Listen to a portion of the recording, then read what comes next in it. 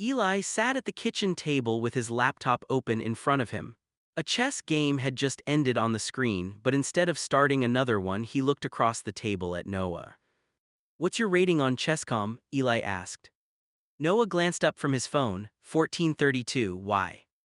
Nothing, Eli replied quietly. I just got past 2000 in every time control. Noah froze.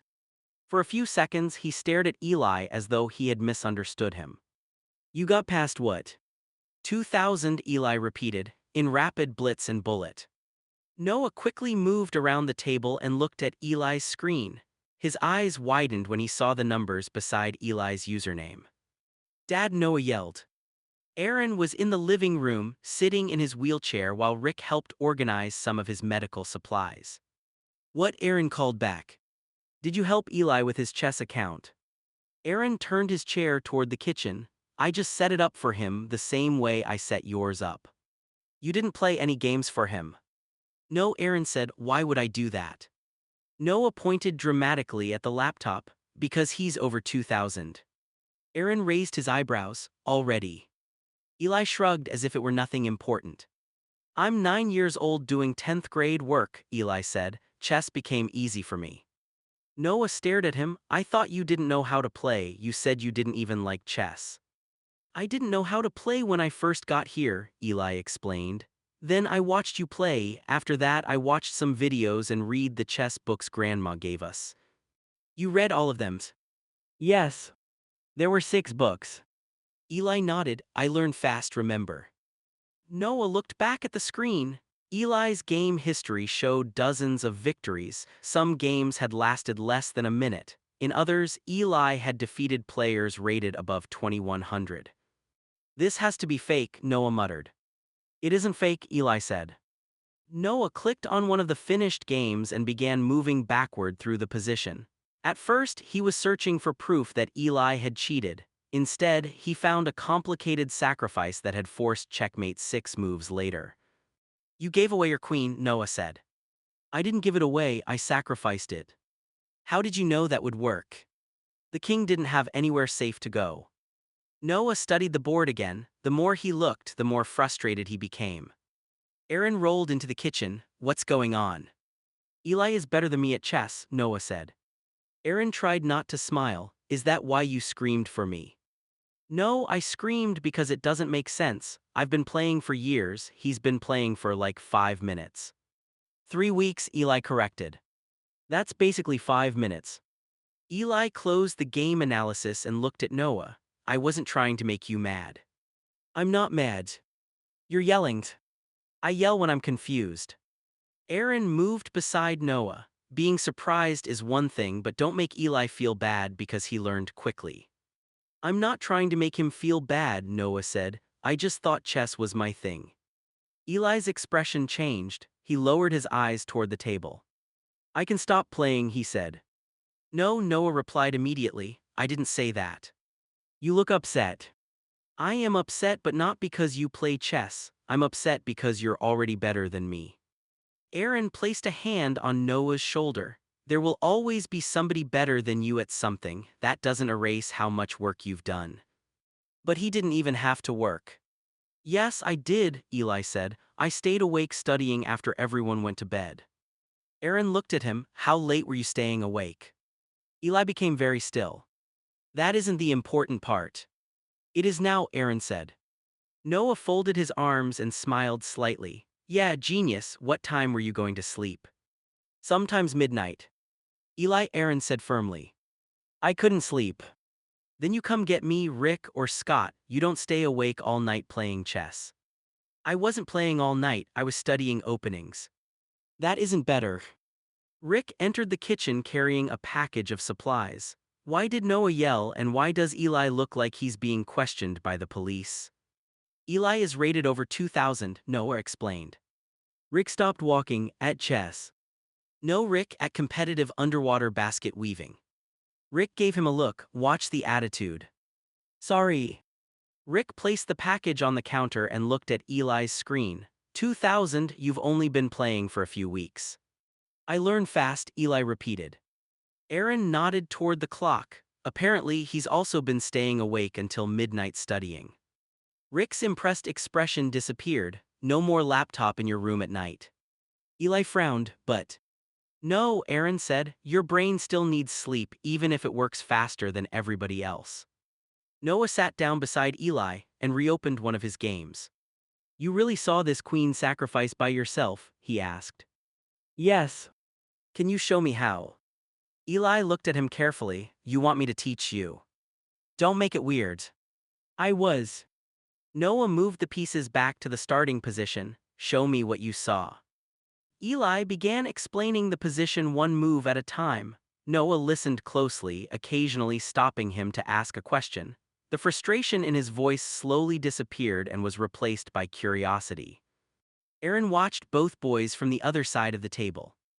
Only a few weeks earlier, Eli had been frightened to ask where he was supposed to sleep.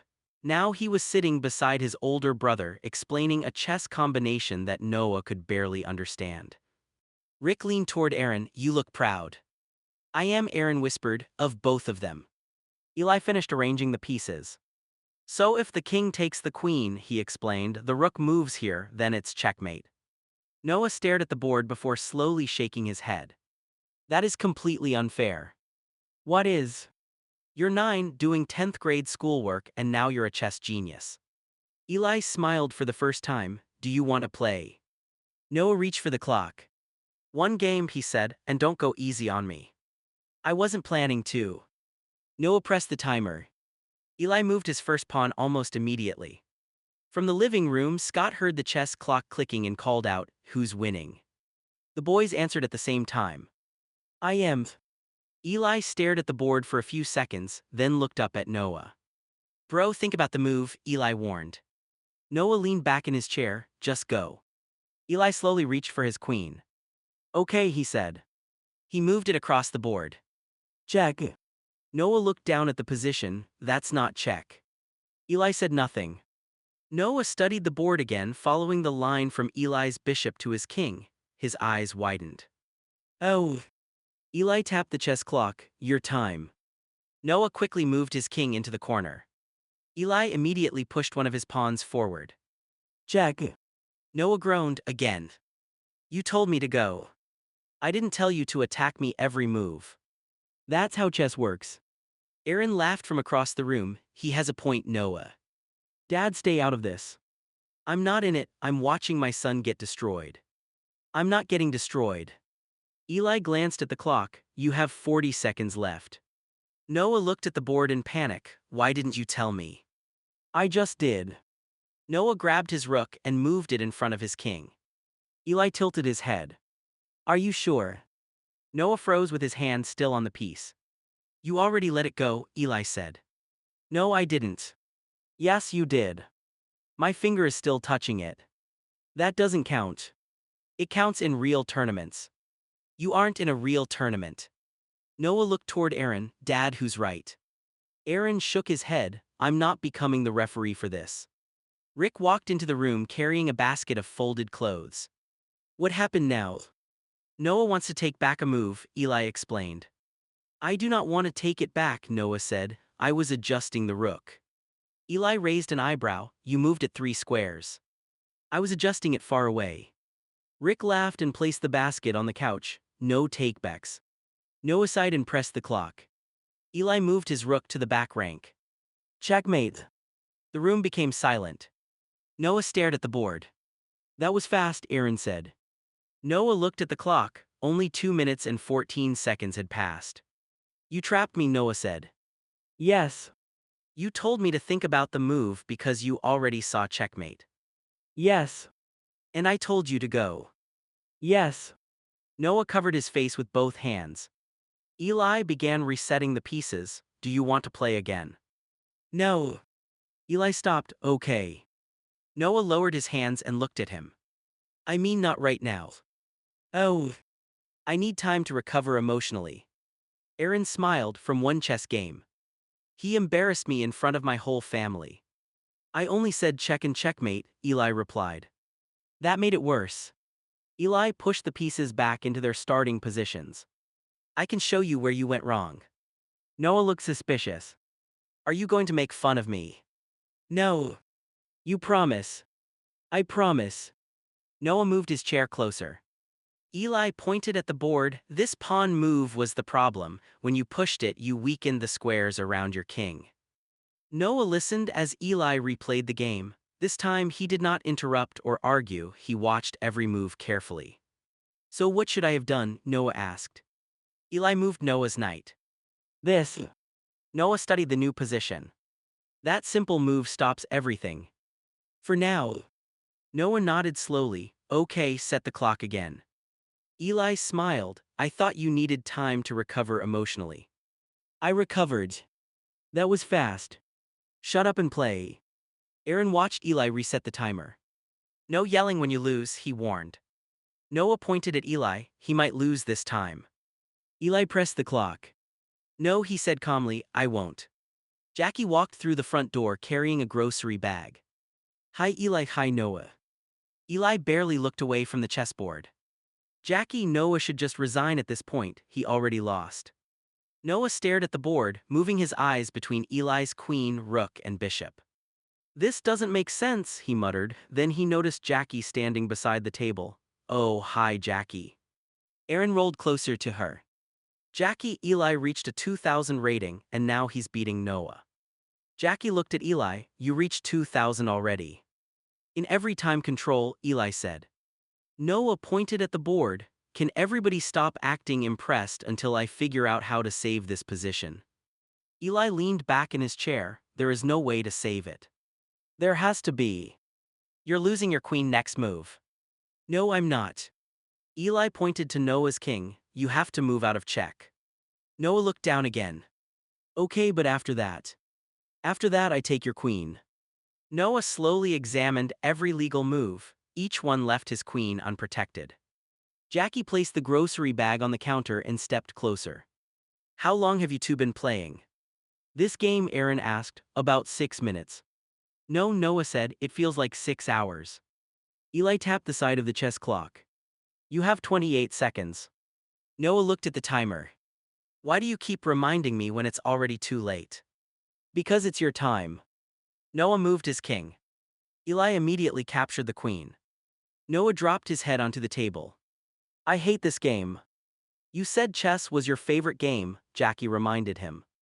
It was before a 9-year-old started destroying my confidence. Eli frowned. I'm not trying to destroy your confidence. I know. You can still resign. Noah lifted his head. Stop asking me to resign. You only have a rook and 2 pawns. I have hope. Eli studied the board. No, you don't. Aaron laughed. Eli let him finish the game. I'm trying to save him time. Noah moved his rook forward. Jack. Eli looked at the board for less than a second before blocking with his bishop. Noah smiled. See, I still have a chance. Eli moved his queen. Checkmate. Noah's smile disappeared. Jackie covered her mouth, trying not to laugh. You set me up, Noah said. I warned you to resign. Noah leaned back and folded his arms. This is unbelievable. Eli began putting the pieces back into their starting positions. Do you want to play again? No. Eli stopped resetting the board. Noah looked at him for a moment. Give me 5 minutes. Eli smiled. Okay. Jackie looked at Aaron. Is this what they've been doing all morning? Yes, Aaron said. Eli wins, Noah gets upset. Eli explains the game and then Noah asks to play again. I'm learning, Noah said. You're losing, Eli corrected. Noah pointed at him. Jackie, please take him somewhere. Jackie smiled. I just got here. Then take him back out. Eli laughed. Noah tried to keep a serious expression, but he eventually laughed too. Aaron watched them from the other side of the table. 5 minutes, Noah told Eli, then we play again. Eli finished arranging the pieces. In this time, Noah added, I'm not falling for any queen sacrifice. Eli looked down at the board. I don't need to sacrifice my queen to beat you. Noah's mouth fell open. Dad. Aaron shook his head. I'm staying out of it. Aaron looked at the chessboard and then checked the time. Last game, he said, then it's time to get ready for swimming. Eli stopped reaching for a pawn. Like a pool, he asked. Yes, a pool. Eli immediately shook his head. No, I don't want to go, can I take a book instead? Aaron looked toward the clock again. He was already running late for physical therapy and Rick was waiting near the front door with Aaron's bag. I'm not going to argue about it right now, Aaron said. I'm late for PT, but later you and me will talk about this. Eli closed his laptop. I already said I don't want to go. And I heard you, Aaron replied. I'm not forcing you into the water without knowing why you're scared, but you still need to get dressed and go with Jackie and Noah. I can stay here. No, you can't. Rick and Scott are taking me to therapy and nobody will be home. I can take care of myself. You're 9. I do 10th grade work. That doesn't make you an adult. Noah looked between them. Eli, you don't have to swim, you can sit near the pool. Eli folded his arms. I don't like pools. Jackie stepped closer. You can bring a book, you can sit with me and nobody will make you get in. Eli looked suspicious. Promise. I promise. Aaron rolled closer to him. When I get home, we'll talk privately. You can tell me why you don't want to swim. There's nothing to talk about. Aaron noticed Eli rubbing his hands together and avoiding eye contact. Okay, Aaron said softly, you don't have to tell me right now. Rick opened the front door. Aaron, we really have to leave. I know. Aaron looked back at Eli. Take your book, stay beside Jackie, and don't leave the pool area without telling her. Eli nodded slightly. Aaron turned to Noah, and don't pressure your brother to swim. I won't. Or throw water on him. I wasn't going to. Eli looked at him. You were thinking about it. No, I was. You looked at the water bottle. That doesn't mean anything. Aaron pointed at Noah. No jokes with water today. Okay, Dad. Jackie picked up the swimming bag. Come on, boys. Noah, get your swimsuit. Eli, choose your book. Eli walked toward his bedroom but stopped beside Aaron's wheelchair. You're coming back after PT, right? Aaron looked at him. Of course I am. What time? Around 3. Eli nodded, but he still did not move. Aaron reached out and placed his hand over Eli. I'm coming back, he repeated. You're safe with Jackie. Eli finally went to his room. Rick watched him leave and lowered his voice. That wasn't only about swimming. No, Aaron said it was. A few minutes later, Eli returned wearing regular clothes with a thick chess book held against his chest. Noah came behind him wearing his swimsuit under his shorts. You brought a chess book to the pool? Noah asked. Yes. You're addicted. You played 6 games this morning. That's different. How? Because I lost 5 of them. Eli looked at him. You lost all 6. Noah sighed. Why do you remember everything? I learn fast, remember. Jackie opened the door for them. Aaron smiled slightly as they walked outside, but his expression changed when Eli looked back at him one last time. 3 o'clock, Eli said. 3 o'clock, Aaron promised. After the door closed, Aaron looked at Rick. When we get back, remind me to talk to him. I will. Aaron took a deep breath. I don't think he's afraid of the pool, he said. I think something happened near one. Rick nodded, then let him tell you when he's ready. Aaron looked toward the closed door. I will, I just need him to understand that he never has to hide things from me. Inside the pool locker room, Noah opened his bag and pulled out his towel. Eli stood beside the bench, holding his clean clothes and a fresh pull-up against his chest. I'm just going to change my pull-up, Eli said quietly. Noah looked toward him. Fine. Eli turned away, but his hands began shaking. A few seconds later, Noah heard him sobbing softly. Noah stopped changing and looked over. You good? Eli quickly wiped his face. Yeah. You don't sound good. Eli kept his eyes on the floor. It's more issues that I don't want to talk about right now. Noah nodded. Okay. He grabbed his towel and moved farther down the locker room bench to give Eli more space. I'll stand over here, Noah said. Just tell me when you're done. Eli looked at him, surprised that Noah did not ask another question. You're not going to make me explain. No. Why? Because Dad said not to pressure you, and because sometimes I don't want to talk either. Eli took a slow breath. Thanks. Noah turned his back toward him. I won't look. Eli went into one of the changing stalls and closed the door. Noah could still hear him trying to control his breathing. After a minute, Noah spoke through the door. Do you need Jackie? No. Do you need help? No, I can do it. Okay. Noah sat on the bench and waited without saying anything else. A few minutes later, Eli came out wearing clean clothes with the used pull-up sealed inside a small disposal bag. His eyes were red, but he was no longer crying. Noah pointed toward the trash can. You can put it in there. Eli threw it away and held his chess book against his chest again. Don't tell anybody I cried. I won't. Not even Dad. Noah hesitated.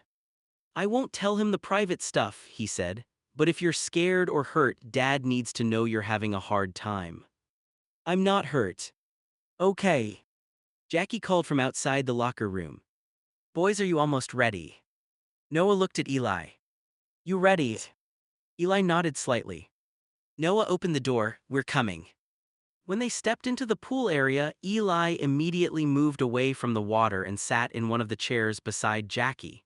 He opened his chess book, but he kept staring at the pool instead of reading. Jackie noticed. You don't have to get in, she reminded him. I know. Noah placed his towel beside Eli's chair. I'm going to swim, he said. I'll stay where you can see me. Eli looked up. Why? Noah shrugged. So you know where I am. Then Noah walked toward the shallow end.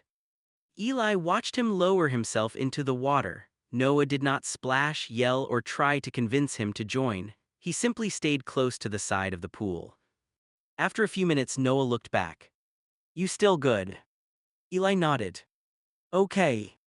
Jackie sat beside Eli. You have a good brother, she said.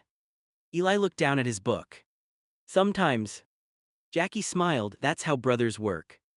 Eli turned a page but did not read it. Jackie. Yes. If something bad happened before I lived with Dad, do I have to tell him everything? No, Jackie said carefully. You can tell him when you're ready, but Aaron wants to know enough to keep you safe. What if he gets mad? He might get angry at what happened, but he won't be angry at you. Eli watched Noah swim another lap. Marcus used to get mad at me when I had accidents, he whispered. Jackie's expression softened. You never deserved that. I don't want to talk about the rest. You don't have to. Eli closed the chess book. Can we just wait until Dad gets home? Yes, Jackie said, we can wait. Across the pool, Noah reached the wall and looked toward Eli again. Eli raised one hand to show that he was okay. Noah raised his hand back. At Aaron's physical therapy appointment, Jeff helped position Aaron beside the treatment table while the therapist prepared the equipment. Jeff looked at him carefully. You good? He asked. You've been quiet for a few weeks. Aaron let out a tired breath. My bad, my ex-wife hid a second kid from me, then she died and now I have him. Jeff stopped adjusting the strap. What? His name is Eli, he's 9. I didn't even know he existed until a few weeks ago. Jeff pulled a chair closer, and now he lives with you. Yeah, I got full custody. That's a lot. Aaron looked toward the floor. He has issues I don't understand yet. When I told him he was going to the pool with Noah, he got scared, not regular nervous, scared. Did he tell you why? No, he asked if he could take a book instead. I was already late, so I told him we would talk later. Aaron rubbed his face. It's too much, one trauma after another. Jeff sat quietly for a moment. You mean too much for him or too much for you? Both. Aaron's voice became unsteady. Noah is still dealing with everything Linda did. I'm still dealing with her dying. Then Eli shows up and every day I find out something else happened to him. You don't have to understand all of it immediately. I'm his dad, I should know how to help him. You only met him a few weeks ago. That doesn't change what he needs. No, Jeff said, but it changes what you can reasonably expect from yourself. Aaron shook his head.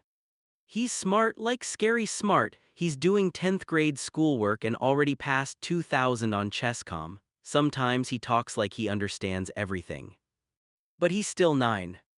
Exactly. Aaron looked toward Jeff. He can explain a chess position 10 moves ahead, but he can't explain why a pool scares him. That doesn't mean he doesn't know. Then why won't he tell me? Because knowing what happened and being able to say it out loud are different things. Aaron became quiet. Jeff continued, "You know that better than most people." Aaron looked away. "I hate when you make sense." "I know." The therapist came over. "Are we ready to start?" Aaron nodded, but Jeff noticed that his hands were tense. "Give us 1 second," Jeff said. He lowered his voice again. "When you get home, don't question Eli like you're trying to solve a case. Sit with him, tell him what you noticed, and let him decide how much he can say. What if it's something serious? Then you get him help, but you still can't drag it out of him." Aaron swallowed. "I'm scared I'm going to miss something." "You probably will sometimes. That isn't helpful. It's honest, you're going to make mistakes, then you apologize, adjust, and keep showing up." Aaron closed his eyes for a moment. "I just got Noah settled, now I'm starting all over with another kid who has even more problems." Jeff's expression changed. "Aaron, I know how that sounded. Eli isn't a problem. I didn't mean him, I meant everything that happened to him." "Then make sure he understands that." Aaron nodded slowly. "He already thinks he has to be easy to keep. That's what you need to work on first." The therapist stepped back toward the equipment, giving them another moment. Aaron looked at Jeff. "When I told him I was leaving for PT, he asked if I was coming back." Jeff's face softened. "There it is." "What?" "The pool might not be the only thing he was afraid of. You were leaving, he was going somewhere unfamiliar, and he didn't know whether you would still be there afterward. I told him I would be home at 3. "And did he calm down?" "A little." Jeff nodded. "Then keep doing that, tell him where you're going, tell him when you'll be back, then come back when you said you would." Aaron looked at the clock on the wall. "I need this session to end on time." "It will." I promised him 3.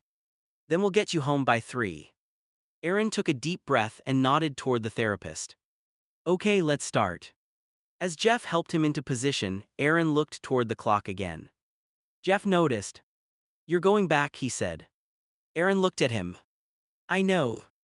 "No, you need to hear it the way Eli needed to hear it. You're going home, you're going to sit with your son, and you're going to figure this out one conversation at a time." Aaron's eyes filled with tears. "I hope that's enough." "It doesn't have to fix everything today," Jeff said. "It just has to show him that you came back." During Aaron's physical therapy session, Scott felt Aaron's phone vibrating inside the bag. "It's Eli," Scott said. Aaron's expression changed immediately. "Answer it." Scott accepted the FaceTime call and held the phone in front of Aaron. Eli's face appeared on the screen. He was sitting on the floor inside the pool locker room with his back against the wall. His eyes were red and he was struggling to catch his breath. "I hate this," Eli sobbed. "Marcus, Pat, and their kids." Aaron's heart dropped. "Eli, don't think right now, just breathe." "I can't." "Yes, you can, look at me." Eli stared at the screen, but his breathing remained fast and uneven. Aaron softened his voice. "Forget about Marcus and Pat for 1 minute. You're with Jackie and Noah, you're not in their house anymore." Eli covered his face. "But it feels like I am." "I know, your body remembers even though you're safe now." Jeff stopped the therapy session and stepped away to give Aaron privacy. Scott lowered himself beside Aaron's wheelchair and kept the phone steady. "Put one hand on your stomach," Aaron instructed. Eli slowly lowered one hand. "Now breathe in through your nose." Eli tried, but the breath came out as another sob. "That's okay," Aaron said. "It doesn't have to be perfect, try again with me." Aaron took a slow breath so Eli could copy him. In and out. Eli followed him. Again, Aaron said. They breathed together several times. After a moment, Noah appeared behind Eli. "Dad, I didn't do anything." He went into the stall to change and then he started crying. "I know you didn't do anything," Aaron said. "Is Jackie there?" "She's right outside, Eli didn't want her in here." Aaron looked back at Eli. "Can Jackie come sit near you?" Eli shook his head. "No girls." "Okay, she can stay outside." Noah sat on the floor a few feet away. "I'm here," he told Eli. "I won't touch you." Eli wiped his face with his sleeve. "Marcus's kids used to follow me into the bathroom," he whispered. Aaron closed his eyes briefly, forcing himself to remain calm. "Why?" Noah asked. Noah, Aaron warned gently. Sorry. Eli continued before Aaron could redirect the conversation. They laughed when my pull-up leaked. Marcus told them I was pretending because I was lazy. Pat made me change in front of them so they could see what happens to bobbies. Aaron's jaw tightened. Scott placed a hand on Aaron's shoulder. Eli, listen to me, Aaron said. What they did was wrong, you didn't deserve it, and you never have to change in front of anyone in our family. They locked the bathroom sometimes, Eli said. They said if I acted like a baby I didn't need privacy. Aaron struggled to keep his voice steady. You have privacy now. Nobody is allowed to follow you into a stall, make fun of you, or watch you change. Eli looked around the locker room. But this place reminds me of it. Then you're leaving. Eli looked back at the screen, but you said I had to stay. I didn't know what happened, now I do. Aaron turned towards Scott. Call Jackie on her phone and tell her to take them home. Scott nodded and pulled out his own phone. Eli shook his head quickly. No, you won't be there. I'm coming home. You said 3. I know, but you need me now. Jeff stepped closer. We can end the session. Aaron looked toward the clock. Are you sure? Your son needs you, go. Aaron faced the screen again. Eli, Scott is getting my things together, we're leaving now. How long? About 20 minutes. Promise. I promise. Eli's breathing began to speed up again. Aaron quickly redirected him. Stay with me, tell me what book you brought. My chess book. Which one? The tactics book. What page are you on? Page 84. What's on that page? A rook sacrifice. Aaron smiled slightly. Okay, open it. Eli reached beside him and picked up the book. Read the position to me while you wait for Jackie to bring you home. You don't understand chess. No, but you do, teach me. Eli opened the book and looked at the diagram. White has a rook on f7, he said quietly. And where's the king? On g8. Good, keep going. As Eli explained the position, his breathing gradually slowed. Noah remained on the floor nearby, listening without interrupting. Scott finished packing Aaron's things. We're ready, he said. Aaron nodded. Eli, we're leaving PT now, keep the video call on. Okay. I'm not hanging up until Jackie has you in the car. Eli looked at Aaron through the screen. Dad. Yes. I didn't want you to know. Why? Because you already have too much. Aaron felt tears forming in his eyes. You are not too much, he said firmly. What happened to you is a lot, but you are not too much. Eli lowered his eyes. Are you mad? I'm angry at Marcus and Pat, I'm not angry at you. Not even because I didn't tell you. Not even a little. Jackie's voice came from outside the locker room. Eli, your dad said we're going home. Eli slowly stood up. Noah, can you carry my bag?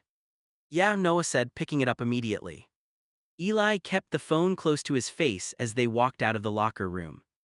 Aaron watched until he saw Jackie beside them. Get in the car, Aaron said, I'll see you at home. You're still coming. I'm already on my way. Eli nodded. Okay. Aaron looked at him one last time. Keep breathing, you're safe and I'm coming home. This time Eli believed him. Eli kept his eyes on the phone screen while Noah sat beside him in the back seat of Jackie's car. Please don't act like you understand, Noah, Eli said. Noah looked down at his hands. I wasn't going to. Eli wiped his face with his sleeve. I know that time in my life is over, but it's still in my head. Noah nodded slowly. Okay. When I walk into a bathroom or locker room, I know Marcus and Pat aren't there. I know their kids aren't following me, but my brain still tells me they are. Noah stayed quiet. Eli looked at him. You can say something. I don't know what to say. Good. Noah frowned. Good. Because I don't want you to pretend you know how it feels. I don't, Noah said. I know what Mom did to me was bad, but it wasn't the same thing. Eli's expression softened slightly. No. And I'm not going to compare it. Thank you. Aaron listened through the FaceTime call as Scott helped him into the van outside the therapy center. Eli, Aaron said, you don't have to convince yourself that it's over every second. Sometimes your body is going to react before your mind catches up. I hate it. I know. No, Eli said, his voice shaking again. Please don't say you know either. Aaron paused. You're right, he said. I don't know exactly what it feels like for you. Eli looked at the screen. Aaron continued, I know what it feels like to have memories come back when I don't want them, but your memories are yours. I won't pretend they're the same. Eli took a slow breath. Thank you. Noah leaned against the car door. Can I ask one thing? Eli looked at him carefully. What? When this happens again, what do you want me to do? I don't know. Do you want me to leave? No. Do you want me to talk? Not a lot. Should I get Dad or Jackie? Eli thought about it. Ask me first unless I can't breathe or I'm not answering. Noah nodded, okay. And don't touch me without asking. Okay. And don't tell everyone. I won't. Eli looked toward him. You can tell Dad if it's important. Aaron felt his eyes fill with tears again, but he kept his voice calm. I'm always available, he said, but Noah doesn't have to become responsible for fixing this. I know, Eli replied. Noah looked toward the phone. I can still help him. You can be his brother, Aaron said. That's enough. Noah glanced at Eli. I can do that. Eli leaned his head against the seat. I wish I could delete those years from my brain. Aaron shook his head gently. I can't promise the memories will disappear, but we can make sure you create new memories where you have privacy, choices, and people who listen. What if the old memories are stronger? Then we keep making new ones. Eli looked out the window as Jackie drove. I don't want to go swimming again. You don't have to decide that today, Aaron said. Are you mad that I ruined the trip? You didn't ruin anything. Noah didn't get to finish swimming. Noah shrugged, the pool will still be there another day. But you wanted to swim. I wanted to swim, I didn't need to. Eli looked at him. Noah added you needed to leave. For the first time since the panic began, Eli's shoulders relaxed. Thanks, bro. Noah nodded, you're welcome. Scott secured Aaron's wheelchair inside the van and climbed into the driver's seat. We're leaving now, he said. Aaron looked at Eli through the screen. I'm on my way home. Are you still mad at Marcus and Pat? Yes, Aaron answered honestly, but I'm not going to bring that anger into our conversation. When I get home, I'm going to listen. You won't call the police while I'm talking. Not without explaining what I'm doing, unless somebody is in immediate danger. Eli nodded. And I don't have to tell you everything today. No, you control how much you share. Eli held the phone closer. Dad. Yes.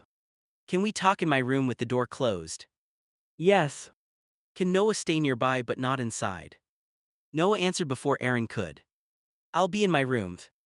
Eli shook his head, not that far. I'll sit in the hallway. That's weird. Then I'll sit in the living room. Eli almost smiled, okay. Aaron watched the small change in his face. We'll be home soon, Aaron said. Eli nodded and rested his head against the window. I know that part of my life is over, he whispered again. Aaron answered carefully this time. You know it's over, but your mind is still learning that you're safe. We'll give it time to learn. When Aaron arrived home, he kept his promise and went directly to Eli's room. Eli sat on the edge of his bed with the chess book resting on his lap. Aaron positioned his wheelchair beside him while Scott quietly closed the door. Aaron waited until Eli looked at him. Why couldn't you go into the pool? He asked gently. Eli pulled at the corner of the book. I didn't want everyone to see my diaper on me. Aaron paused. In the pool. Eli nodded, yes. You thought you had to wear your regular pull-up while swimming. I didn't know what else to do. Aaron's expression softened. Eli, regular pull-ups aren't made for pools, they fill with water and become heavy. I know, Eli whispered, that's why I didn't want to get in. Did Marcus and Pat ever take you swimming? One time. Aaron waited, allowing Eli to decide whether to continue. They made me wear my pull-up under my swimsuit, Eli said. It got really big and their kids laughed at me. Aaron closed his eyes briefly. They told everyone at the pool that I still wore diapers, Eli continued. Marcus said I should be embarrassed because maybe then I would stop having accidents. You were a child, Aaron said. You still are. Embarrassing you was never going to fix anything. Eli looked down. Everybody could see it through my shorts. Aaron moved closer. Is that what you thought would happen today? Yes, I thought Noah would see it, then everyone else would see it when I got wet. Why didn't you tell me before we left? Because you were late. That doesn't mean your feelings weren't important. You looked stressed. I was stressed, Aaron admitted, but that wasn't your fault. Eli wiped his eyes. I didn't want to add another problem. You are not adding problems by telling me what you need. Aaron took a slow breath before continuing. There are special swim diapers made for the water. They don't swell like regular pull-ups and they can be worn under swim trunks. Eli looked up. People won't see it. We can find swim shorts that give you more coverage. Nobody needs to know what you're wearing underneath. What if it leaks? Then we leave the pool, clean up and change. No yelling, no laughing, and no punishment. Eli studied Aaron's face as though he were searching for signs that Aaron did not mean it. You won't tell Noah. I won't share private information without asking you. But he might figure it out. He might, Aaron said honestly. Noah lives here and brothers sometimes notice things, but he already knows that private care needs should not become jokes. Eli looked toward the closed door. Marcus's kids told people at school. That was cruel. They said I was a baby. Aaron shook his head. Needing protection from an accident doesn't make you a baby, it means your body needs something different. Eli looked at Aaron's wheelchair. Like you. Aaron nodded. Like me, my body needs help too. That doesn't make me less of an adult or less of your dad. But you don't swim. I can swim with support and the right equipment. You wear something in the pool too. If I need protection, I use something designed for swimming. Regular diapers don't work safely in water. Eli's shoulders relaxed slightly. So I'm not the only person. Not even close. Eli stared at the chess book for a moment. I still don't want to swim. That's okay. You're not going to make me try next week. No, first we'll buy the correct supplies. You can look at them at home and decide how you feel. And if I never want to, then we'll talk about it. You don't have to decide today. Eli nodded. Aaron reached out but stopped before touching him. Can I hold your hand? Eli placed his hand in Aaron's. I'm sorry I got scared, Eli said. You never need to apologize for being scared. I made everybody leave. You needed to leave and Jackie listened. That's what should happen when you don't feel safe. Eli squeezed Aaron's hand. Next time can you come with us? Aaron smiled gently. We can plan a private family trip when the pool isn't crowded. I'll be there and you won't have to get into the water. Noah can come. Of course. And Jackie. If you want her there. Eli thought for a moment. Maybe just you, Noah, Rick, and Scott. That sounds good. A soft knock came from the other side of the door. Noah, Aaron called. Yeah, I'm not listening. I just wanted to know if Eli wants food. Eli almost smiled. What food? He asked. Pizza. Eli looked at Aaron. Can we be done talking now? Yes. Aaron raised his voice. He wants pizza. Noah opened the door slightly. I knew he would. Eli pointed at him. You didn't hear anything. No, I had headphones on. Eli looked suspicious. What were you listening to? A video about how to beat players rated over 2,000. For the first time since leaving the pool, Eli laughed. That won't help you. Noah smiled. We'll see. Aaron watched both boys walk toward the kitchen. The difficult conversation had not erased Eli's memories, but it had given him something new, a father who listened, believed him, and offered choices instead of shame. Aaron rolled into the living room, where Noah and Eli were setting the chessboard back up. Okay, boys, Aaron said, stay in the living room or go to your rooms for a little while. Noah looked up. Why? I need help with some adult stuff. Eli glanced between Aaron, Scott, and Rick. What kind of adult stuff? The private kind, Aaron replied. You don't need to worry about it. Rick stood from the couch. I've got it. Scott remained near the boys while Rick followed Aaron down the hallway. Once they entered Aaron's bedroom, Rick closed the door behind them. Aaron let out a tired breath. I need a change and my medical weed. Rick nodded. Okay, let's get you comfortable first. He moved Aaron's supplies closer to the bed and prepared everything before helping him transfer from his wheelchair. Aaron stared at the ceiling. I'm exhausted. I know. No, I mean mentally, every time I think things are calming down, something else happens. Rick began helping Aaron with his change. You handled today well. I sent Eli somewhere that scared him because I was late. You didn't know why he was scared. I should have stopped and asked. You did ask, he wasn't ready to tell you. Aaron shook his head. I still rushed him. Rick paused and looked at him. You were late for an appointment, you made sure Jackie was with him and you told him he didn't have to swim. That isn't the same as ignoring him. But he ended up having a panic attack in a locker room. That was because of what Marcus and Pat did, not because of you. Aaron's eyes filled with tears. It still happened while he was in my care. And when it happened, you answered the phone, stopped your therapy session, helped him breathe, and came home. Aaron remained quiet. Rick finished the change and secured Aaron's clothing. All done, he said. Aaron exhaled, thank you. Rick helped position him comfortably against the pillows before handing him his prescribed medical cannabis. Aaron took it and rested his head back. I hate needing this after every bad day. You don't use it after every bad day. It feels like I do. You use it when your pain and muscle spasms are getting bad. Today was stressful and stress makes your body worse. Aaron nodded slightly. From the living room they heard Noah yell, that move makes no sense. Eli responded, it will in 3 moves. Aaron almost smiled. At least they're back to arguing about chess. That's probably a good sign, Rick said. Aaron's expression became serious again. I don't want Eli thinking I left because he told me too much. Then tell him that when you go back out. I already told both of them to stay away because I needed adult stuff. You're allowed to have privacy too. Aaron looked toward the closed bedroom door. Eli thinks every closed door means somebody is talking about him. Then we can explain it. Aaron rubbed his face. I'm trying to teach him that privacy is safe while also asking for privacy myself.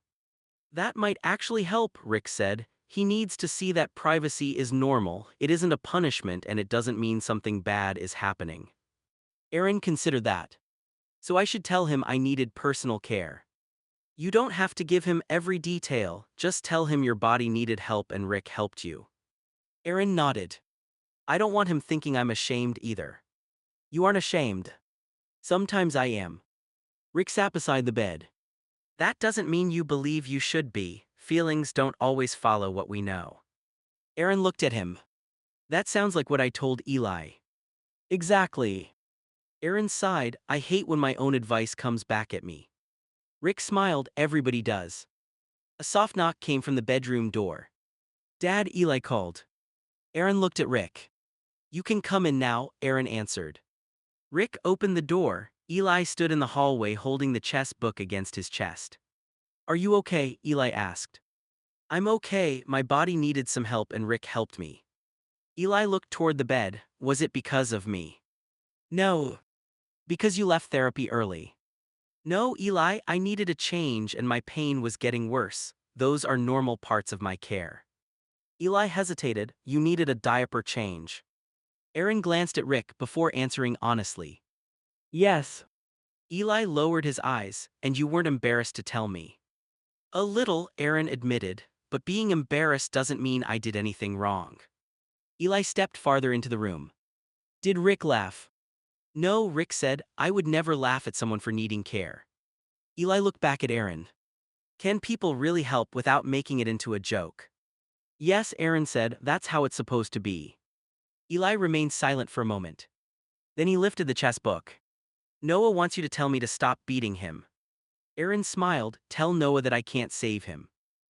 Yeah. He said you would say that. Eli turned toward the door but stopped. Dad. Yes. Thanks for coming back today. Aaron's smile faded into something gentler. I promised I would. Eli nodded, I know. After Eli left, Rick began helping Aaron back into his wheelchair. Aaron listened to the chess clock clicking in the living room. He believed me this time, Aaron whispered. Rick secured the final strap. Keep coming back when you say you will, he said. Eventually, he won't have to ask. Settled back against the pillows while Rick finished putting away the supplies. Rick, can you stretch my legs a little? Rick glanced toward him. Okay, but I'm not Jeff. I know, you're all I've got right now and Scott is too nervous to do it. Rick nodded. I get it. He moved to the end of the bed and carefully supported Aaron's left leg. Tell me if anything hurts. It always hurts a little. You know what I mean. Aaron sighed. Yeah. Rick slowly bent Aaron's knee, stopping when he felt the muscles tighten. Your legs are really stiff. PT ended early. I know. And stress makes it worse. I know that too. Rick held the stretch for several seconds before gently lowering Aaron's leg. Aaron closed his eyes. Jeff pushes it farther. Jeff is trained. I'm not trying to injure you. I didn't ask you to. You were thinking it. Aaron opened one eye. Maybe. Rick moved to the other leg. Relax. I am relaxed. No, you're fighting me. I can't always control that. Rick immediately softened his voice. You're right, sorry. Aaron took a slow breath while Rick carefully lifted his leg. That's enough, Aaron said. I barely moved it. It's pulling behind my knee. Rick lowered it slightly. Better. Yeah. For a moment, the only sound in the room was Noah and Eli arguing over another chess move in the living room. No, you can't move there, Eli shouted. I already touched it. That doesn't mean you have to make a bad move. Aaron smiled weakly. At least they're okay. For now, Rick said. Aaron's smile disappeared. Don't say it like that. Like what? Like we're waiting for the next disaster. Rick kept one hand beneath Aaron's ankle. I didn't mean it that way. It feels like that's all I do now, wait for the next phone call, panic attack, court date, or secret Linda left behind. Rick slowly lowered Aaron's leg. You're allowed to be tired. I'm more than tired. I know. Aaron looked toward the closed bedroom door. I told Eli that he isn't too much, but sometimes all of this feels like too much. The situation is too much, Rick said. The boys are. I know the difference. Then stop punishing yourself every time you feel overwhelmed. Aaron stared at the ceiling. What if I say the wrong thing to him? You probably will eventually. Great. And then you'll apologize like a parent. Rick began gently rotating Aaron's ankle. Aaron winced. Not that far. Rick stopped immediately. Sorry. It's okay. No, it is. You told me and I stopped. That's how this works. Aaron looked at him. Rick continued. That's what Eli needs too. He tells us when something feels wrong and we stop. We don't get angry. We don't embarrass him. Aaron nodded slowly. You're better at this than you think. I'm good at taking care of you. Kids are different. They are. Thanks for agreeing with me. Rick smiled. You wanted honesty. A knock came from the door. Dad, Noah called. What? Eli says I should resign again. You probably should. That isn't helpful. Eli's voice came from farther down the hallway. Tell him the game is over. Aaron laughed, then quickly grabbed his leg as a spasm tightened through it. Rick steadied him. Breathe, don't fight it. Aaron clenched his jaw until the spasm passed. You good? Rick asked. Yeah, you want me to keep stretching. Aaron considered it, then nodded. A little more, just be careful. I will. Rick carefully supported his leg again. Aaron looked toward the door, listening to both boys argue over the chessboard. Rick. Yes. Thanks. For stretching your legs. For all of it. Rick held the stretch and shrugged. I told you before you needed help, so we helped. Aaron closed his eyes. I know, I just don't want you to think I stopped appreciating it.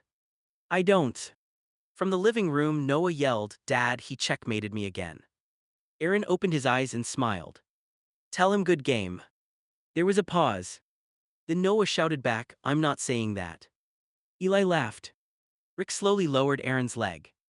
There, he said, that's all I'm comfortable doing. Aaron nodded, it helped. Good, next time Jeff can do the serious stretching. Deal.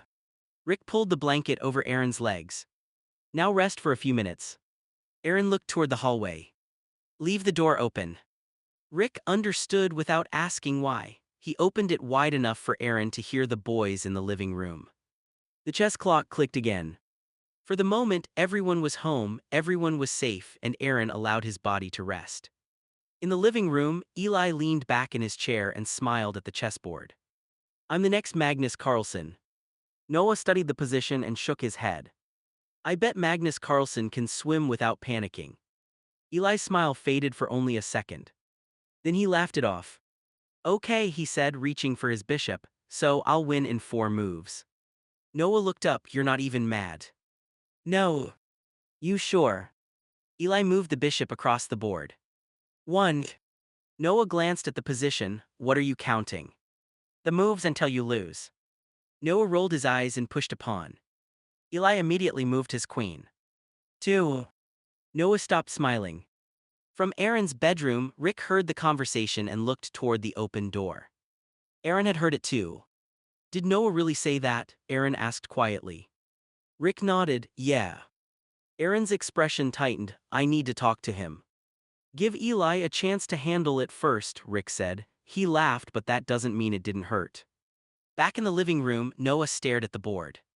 You're bluffing. Eli moved his rook. 3. Noah leaned closer and finally noticed the trap forming around his king. Oh no. Eli smiled. You should have thought about swimming instead of talking. Noah looked at him. That was a joke. I know. It wasn't a good one. No. Noah became quiet.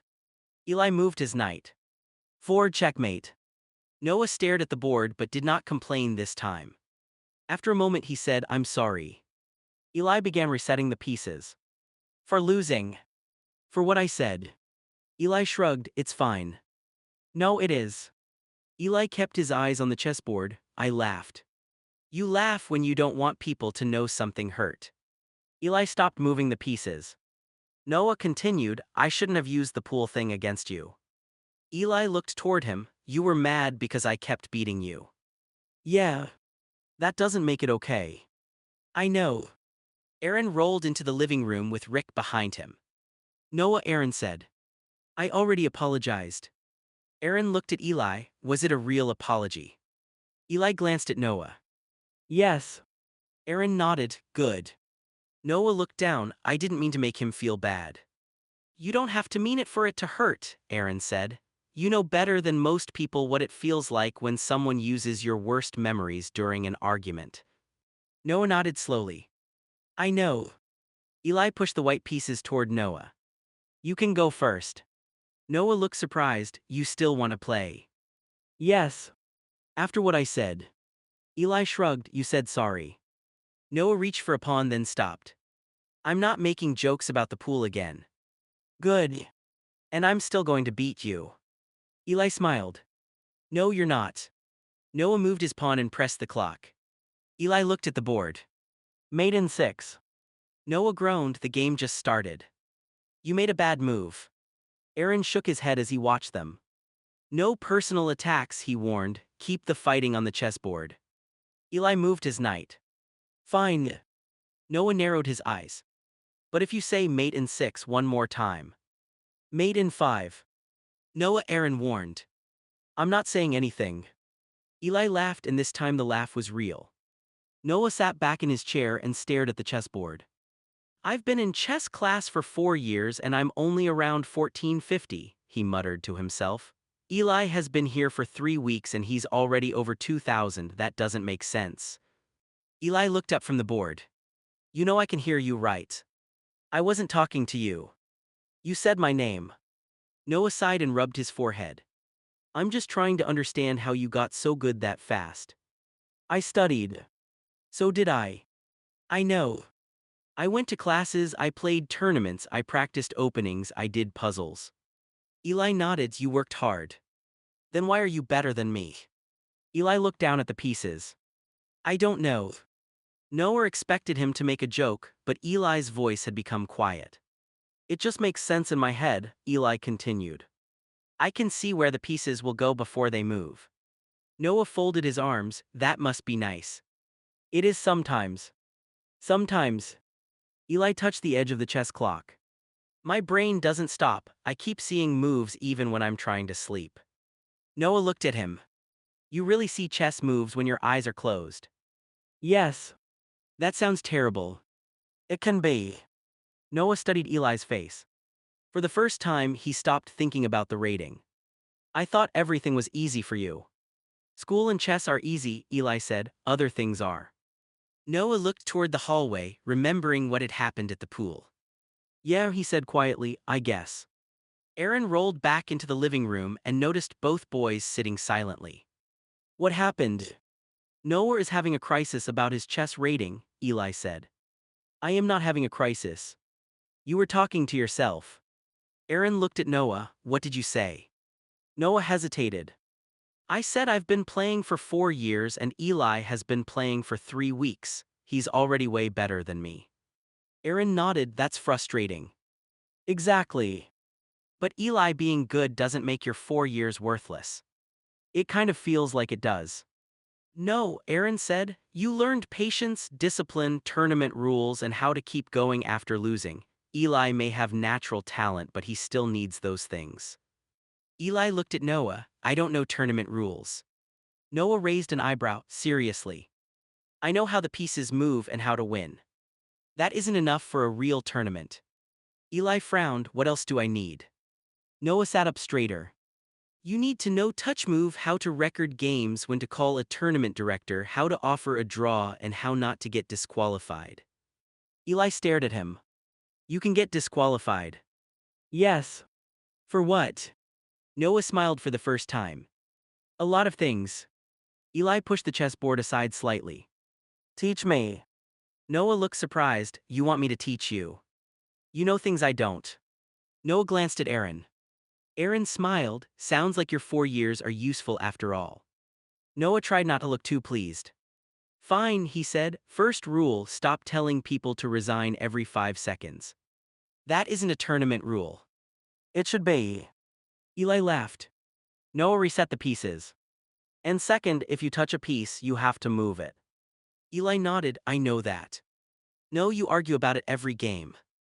Because you lie about adjusting pieces. I do not lie. You moved a rook 3 squares and called it adjusting. Aaron shook his head. This lesson is going well. Noah pointed at Eli. Listen, genius, I may not be rated 2000, but I know how real tournaments work. Eli leaned closer to the board. Okay, Coach Noah. Noah paused. Say that again. Coach Noah. Noah smiled. Yeah, I like that. Aaron turned his wheelchair toward the hallway. I'm going back to bed, he said. If you want to come with me, bring everything except the arguing. Noah looked at Eli. He started it. Eli pointed at the chessboard. You were the one complaining about your rating. Aaron stopped and looked back at them. What did I just say? Both boys became quiet. No arguing, Noah muttered. Correct. Eli began putting the chess pieces into their box. Can we bring the board into your room? Yes, but keep the clock quiet. The clock is supposed to make noise, Noah said. Aaron raised an eyebrow. Noah quickly picked it up. I'll turn the sound off. Eli grabbed his chess book and laptop. Noah carried the board while Rick followed them down the hallway. When they entered Aaron's room, Rick helped position Aaron comfortably in bed. Noah placed the chessboard on a small table near the foot of the bed. Eli sat on the floor beside it. Can we play one more game? Aaron pulled the blanket over his legs. You can play as many games as you want as long as I don't hear yelling, insults, or somebody screaming for me because they blundered a queen. Noah looked offended. That happened one time. It happened 3 times. The other 2 were different. Eli smiled. They were all queen blunders. Noah pointed at him. Don't start. Aaron closed his eyes. Boys. Sorry, they said together. Noah sat across from Eli and began arranging the pieces. Rick placed Aaron's water and phone on the bedside table. You need anything else? Rick asked. Quiet. Rick looked toward the boys. That might be harder than stretching your legs. Aaron smiled tiredly. I know. Noah pressed the chess clock without turning on the sound. Eli moved his first pawn. After a few silent moves, Noah whispered, You're not mating me in 6. Eli whispered back, No, this time it's 8. Aaron opened one eye. I can still hear you. Both boys covered their mouths to stop themselves from laughing. Aaron closed his eyes again as the pieces moved quietly across the board. For the first time that day, the room felt calm. After Noah went to bed, the house became quiet. Aaron looked across the room at Eli, who was still sitting near the chessboard with his book resting in his lap. "Eli, are you good after what Noah said?" Eli shrugged. "Noah is just jealous of my mastery at chess, so he wanted to kick me while I was down." Aaron frowned slightly. "Do you really believe that?" Eli looked toward Noah's closed bedroom door. "Now I know how he really feels." Aaron moved closer. "Noah said something cruel, but that doesn't mean every good thing he said to you was fake. He used the pool against me." "I know. He knew I was scared." "Yes. And he still said it." Aaron nodded. "He did, and that was wrong." Eli closed the chess book. "I'm good, I'm going to change." He stood and picked up a clean pull-up from his bag. "Love you, Dad." "Love you too." Eli started toward his bedroom. Aaron watched him for a moment. "You don't have to act like it didn't hurt." Eli stopped in the doorway. "I'm not acting." "You laughed when Noah said it." "So?" "You laugh when you don't want people to know they got to you." Eli looked down at the pull-up in his hands. "Noah is asleep," he said quietly. "I know. So there's no point talking about it now." "We aren't talking about Noah, I'm asking about you." Eli remained silent. Aaron continued gently, "You can be angry and still love your brother. You can forgive him later and still admit that it hurt tonight." Eli's eyes began to fill with tears. "I thought he was different." "He is different." "Then why did he sound like Marcus's kids?" Aaron took a slow breath. "Because people can say cruel things when they feel jealous or embarrassed, that does not make Noah the same as them." It felt the same. "I believe you." Eli wiped his face quickly. "I don't want him to know I cried. I won't wake him up. And don't tell him tomorrow." Aaron hesitated. "I won't tell him private details, but he and I are going to talk about using your trauma against you." He already apologized. An apology matters, but so does changing the behavior. Eli looked toward Noah's room again. "What if he really hates me?" "He doesn't." "You don't know that." "I know Noah, he is jealous of your chess rating and he is struggling with how quickly everything changed, but he does not hate you." Eli hugged the clean pull-up closer to his chest. "I don't want to play chess with him tomorrow." "You don't have to. He'll think I'm being dramatic." "Then he can think that, you're allowed to take space." Eli nodded slightly. Aaron reached out. "Do you want a hug?" Eli walked over and leaned carefully against him. Aaron wrapped one arm around his back. "You are not weak because that comment hurt," Aaron whispered. "I know. And you don't have to prove you're okay by beating him in another game." Eli let out a small laugh through his tears. "I could beat him." "I know you could. In 4 moves." "Probably." Eli pulled away and wiped his face again. "I'm really going to change now." "Okay. Love you, Dad." "Love you too." Eli walked into his room and quietly closed the door. Aaron remained in the hallway, looking between both bedroom doors. Noah was asleep, unaware that one sentence had stayed with Eli long after the chess game ended. Aaron knew that tomorrow would require another conversation, not about ratings, winning, or losing, but about the difference between knowing someone's weakness and choosing not to use it against them. Noah woke up and found Aaron in the kitchen. Aaron was sitting near the table with a cup beside him. He looked tired, but his voice was serious. "Noah, what you said yesterday was wrong."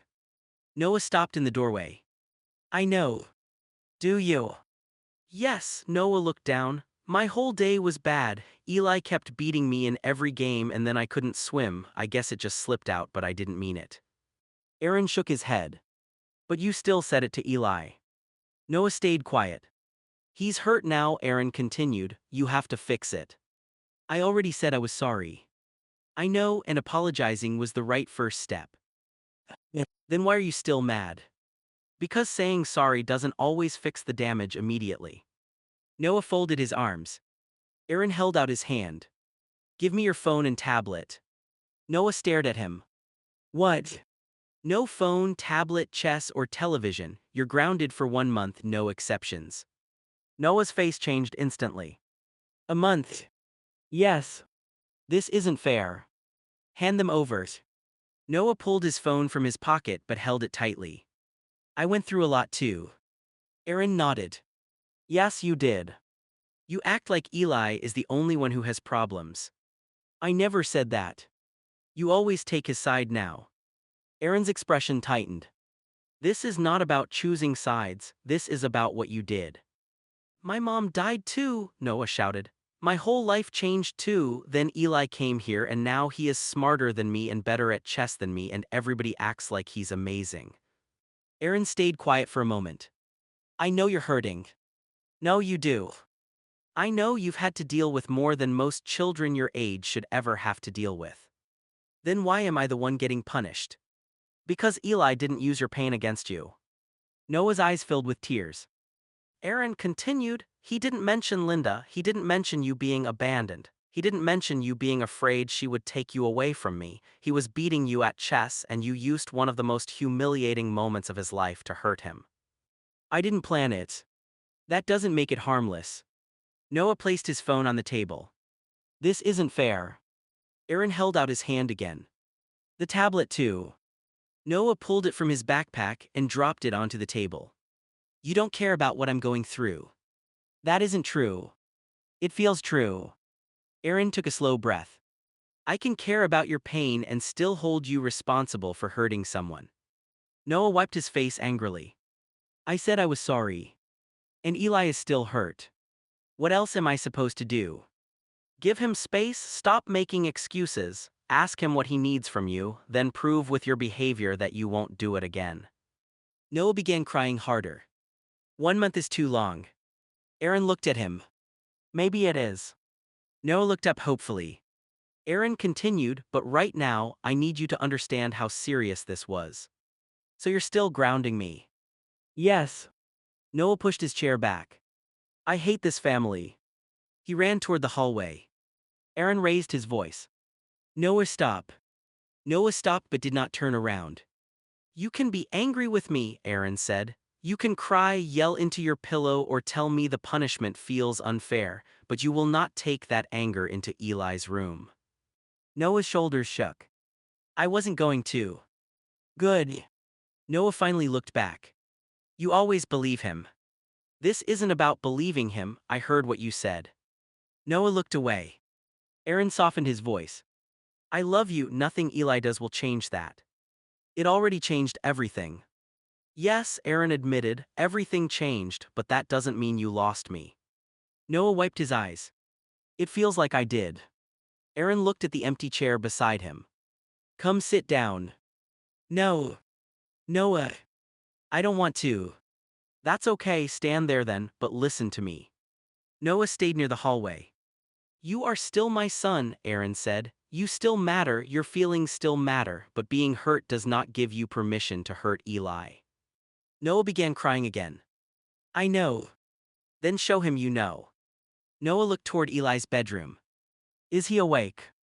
No. Can I talk to him later? Yes, but only when he is ready. Noah nodded. Aaron picked up the phone and tablet. For now, go get dressed. Noah turned away. This still isn't fair. Aaron watched him walk down the hallway. I know it feels that way. Noah stopped at his bedroom door. Without turning around, he said quietly, I really didn't mean to sound like Marcus's kids. Aaron's face softened. But you did. Noah nodded once. Then he went into his room and closed the door. Melissa stepped into the living room with her keys in her hand. Noah, are you ready for chess class? Aaron looked toward the hallway. Noah isn't going today, he's grounded. Melissa paused. Oh, okay. Eli looked up from the couch. Can I go?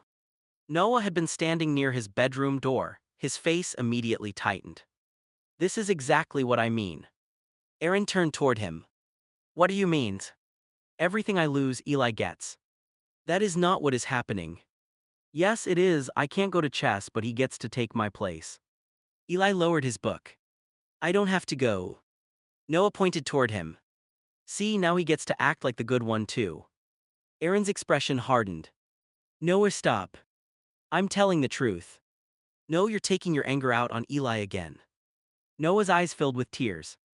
He's been here for 3 weeks and now he gets my chess class, my games, and all your attention. Aaron took a slow breath. Do you want an extra month added to your punishment? Noah stared at him. What? You heard me. Melissa looked between them but stayed quiet. Noah's voice cracked. You don't even care what I'm saying. I care, but you are not going to speak to Eli like that. I wasn't talking to him. You pointed at him and blamed him. Noah shook his head. This family is so unfair. He turned, went into his bedroom, and slammed the door. Aaron flinched at the sound. Noah, do not slam doors. There was no answer. Aaron looked toward Melissa. Give us a minute. Melissa nodded. I can wait outside. Eli stood slowly. I shouldn't go. Aaron looked at him. You didn't do anything wrong. But Noah thinks I'm taking everything. He is angry about being grounded. He said I get all your attention. Aaron's face softened. You need attention too. Eli looked toward Noah's closed door. Maybe not today. Aaron moved closer to him. You do not have to make yourself smaller to make Noah feel bigger. Eli remained quiet. Melissa opened the front door. I'll wait in the car, just text me. After she left, Aaron rolled toward Noah's room. Noah. No response. Aaron knocked. I'm not opening it, Noah said from inside. I didn't ask you to. Then go away. Aaron stayed outside the door. I am not adding another month right now.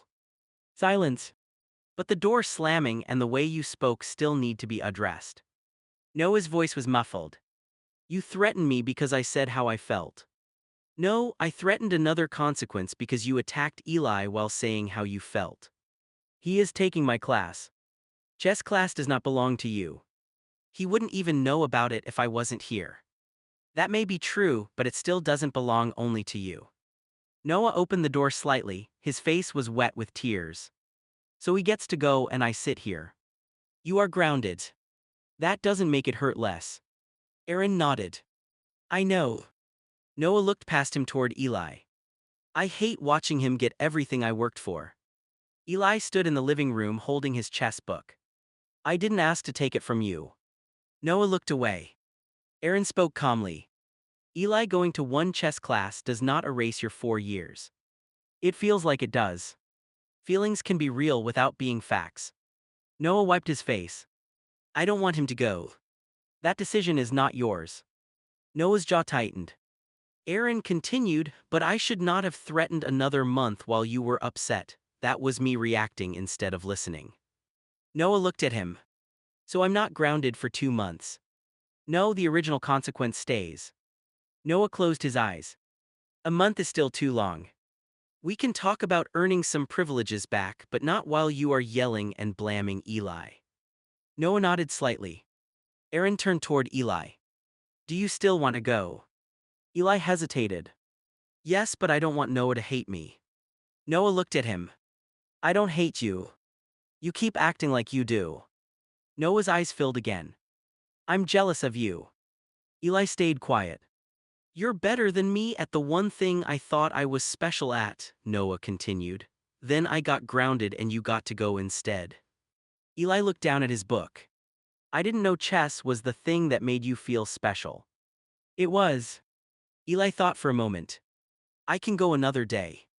Aaron shook his head. You can go today. Noah looked hurt again, but Aaron raised a hand. And Noah can come with us. Noah blinked. What? You are still grounded from playing, screens, and entertainment, but you can sit beside me and watch Eli's class. That sounds worse. It might help you see that Eli still has things to learn. Eli frowned. I do. Yes, Aaron said, a rating does mean you know everything. Noah looked at Eli. You really don't know tournament rules. Eli sighed. I know some of them now. Because I taught you. Yes. Noah wiped his face again. Aaron looked between them. You can both go, but Noah will observe instead of participate. No arguing, no insults, and no making Eli feel guilty for being there. Noah hesitated. Can I at least bring my notebook? Yes. And write down his mistakes. Eli looked offended. I might not make any. Noah gave him a weak smile. You definitely will.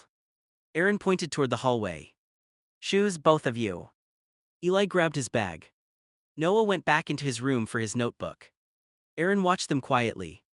The punishment remained, but for the first time that morning, it no longer felt like Eli was replacing Noah.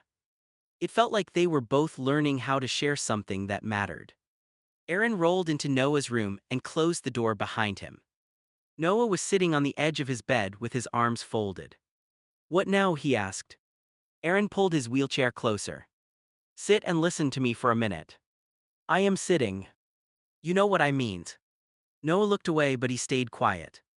Aaron took a breath. Eli had no one good to look up to before he came here. I'm not going to tell you everything Marcus and his family did to him because some of it is very dark. That is Eli's private story to share when he is ready. Noah's expression softened slightly. But even though Eli is smart, Aaron continued, he is behind in other areas. He knows advanced schoolwork and chess, but he is still learning how to trust people. He is learning that food will still be there tomorrow. He is learning that he can ask for help without being punished. He is learning that having an accident does not mean someone will humiliate him. Noah lowered his eyes. Aaron leaned back in his chair. This is hard for me too. 3 weeks ago I was worried about one child, now I worry about two. So that means he needs you more than me. No, it means you both need me in different ways. It doesn't feel that way. I understand that. No, you don't. Aaron paused. You're right, I don't know exactly how it feels to suddenly have a brother come into the house and be better than you at something you love. But I do know what it feels like when your life changes before you are ready. Noah rubbed his face. Aaron continued, yesterday I left physical therapy early to help Eli, then I spent most of the night in bed. Scott and Rick have to remind me to take my medication, eat, rest, and take care of myself because I am trying to keep track of both of you. Noah looked up. I didn't ask you to leave PT. I know. Eli did. No, Eli called because he was scared. I made the decision to leave. Noah stayed silent. I did not come home and yell that it was Eli's fault, Aaron said. I did not tell him he ruined my appointment. I did not use his fear against him. I helped him because I am his dad. You're my dad too. Yes, I am. Then why does it feel like I get punished whenever he is upset? You are not being punished because Eli is upset. You are being punished because you chose to hurt him. It slipped out. Aaron nodded. I believe you did not plan it, but when it slipped out, it showed what you were holding inside. Noah's eyes began to fill again. I'm jealous, I already said that. And I'm glad you told the truth. So why is that enough? Because admitting why you hurt someone does not erase the hurt. Noah wiped his eyes. Aaron softened his voice. You are allowed to tell me you feel ignored, you can tell me you hate sharing chess class, you can say you miss when it was just us, you can even say you are angry that Eli came here. Noah looked at him nervously. You wouldn't get mad. It might hurt to hear, but I would rather you say it to me than use Eli's trauma against him. Noah looked down at his hands. I do miss when it was just us. Aaron nodded slowly. I figured you did. I know he didn't ask to come here. No, he didn't. And I know what happened to him was bad. Yes. But everybody keeps talking about what he needs, nobody asks what I lost. Aaron's face changed. What do you feel like you lost? You. Aaron went quiet. Noah's voice cracked. Before Eli came, you watched my games, you asked about my rating, chess was our thing, now he is better than me and everybody is excited about him, even you. Aaron moved closer to the bed. I am excited about his talent, but I am proud of your work. That sounds like something adults say when one kid is better. Noah. It does. Aaron nodded after a moment. Then I need to do a better job showing you instead of only saying it. Noah wiped his face again. I don't hate Eli. I know. But sometimes I wish he never came here. Aaron took a slow breath. Thank you for telling me. You're not mad. I don't like hearing it, but feelings are not the same as actions. You can feel that way and still choose not to hurt him. Noah looked toward the closed door. Does he hate me now? No, but he is hurt and his trust in you took a hit. I said sorry. I know. What else can I do? Give him time, stop making the apology about ending your punishment, show him that his private pain is safe with you. Noah nodded slightly. Aaron held out his hand. Come here. Noah hesitated before moving off the bed and carefully hugging him. Aaron wrapped his arms around his son. You did not lose me, Aaron said. My attention has to stretch further now, but my love did not get divided in half. Noah cried against his shoulder. I don't want him taking everything. He cannot take your place because he does not have your place, he has his own. Noah stayed close for a moment. Am I still grounded? Aaron sighed. Yes. Noah pulled back. A whole month. We are going to make an earning back plan. Good choices, honest conversations, and treating Eli with respect can earn privileges back sooner. So it might not be a full month. It depends on you. Noah nodded. Can I still go watch chess class? Yes. Even if Eli is better than everybody there. Aaron smiled faintly. Especially then, he might need someone who knows how tournaments work. Noah wiped his cheeks. He still records his moves wrong. Then teach him without making him feel small. Noah nodded again. Aaron opened the bedroom door. And Noah. What? You are allowed to need me too, you do not have to hurt someone to prove it. Noah followed Aaron into the hallway. I know. This time, he sounded like he was beginning to understand. Noah stood in the hallway with his notebook in his hand. He looked at Eli for a moment before setting the notebook back down. Eli, go without me, I have homework anyway. Eli tilted his head. You don't have to stay home because of me. I know. Aaron looked at Noah. You're sure? Noah nodded. Yeah, I'd rather get caught up on my homework. Aaron studied his son for a second, trying to tell whether he was avoiding chess class or genuinely choosing to stay home. Okay, Aaron said, as long as you actually do your homework. I will. Melissa smiled. I'll bring Eli back in a couple of hours. Thanks, Aaron replied. Eli walked over to Noah before leaving. I'll tell you if I learn anything new. Noah managed a small smile. You probably won't. Eli grinned. I might. No, you'll probably teach the instructor something. Eli laughed. I won't do that. Noah held out his fist. Have fun. Eli bumped it with his own. Thanks. Aaron noticed the exchange and smiled quietly. That, he said, is a much better way to handle being frustrated. Noah shrugged. I'm still jealous. I know, Aaron replied. But that's not Eli's fault. Aaron nodded. Exactly. Melissa opened the front door. Come on, future grandmaster. Eli rolled his eyes. Please don't call me that. Melissa laughed. Fine, come on, Eli. Eli waved. Bye, Dad. Bye, Noah. See you later, Noah answered. The front door closed. The house became quiet. Aaron looked at Noah. So, homework. Noah sighed. Yeah. He picked up his backpack and headed toward the kitchen table. As he opened his math book, Aaron smiled to himself. It wasn't a perfect morning, but it was the first time Noah had chosen not to take his frustration out on Eli. Aaron watched Noah open his homework book at the kitchen table. Why did you decide not to go? Noah kept his eyes on the page. Besides Linda abandoning me, my life is great. Aaron's expression softened, but he stayed quiet. Noah continued, I didn't understand how Eli felt. I was missing when it was just us, but I forgot what Eli went through. He looked down at his hands. I don't know why I forgot. Aaron moved closer to the table. You didn't forget everything that happened to him. It felt like I did. You were thinking about what you lost. Noah nodded. I kept thinking about chess, you leaving PT, and everybody talking about how smart he is. That doesn't make you a bad person. I said something bad. Yes, you did. Noah's eyes filled with tears again. I knew he was scared at the pool. I knew something bad happened to him before I still used it. Aaron reached across the table and placed his hand over Noah's. Sometimes when people feel replaced, embarrassed, or jealous, they only see their own pain for a moment. That sounds like an excuse. It would be an excuse if you used it to avoid responsibility. I'm explaining why it happened, not saying it was okay. Noah wiped his face. My life really is good.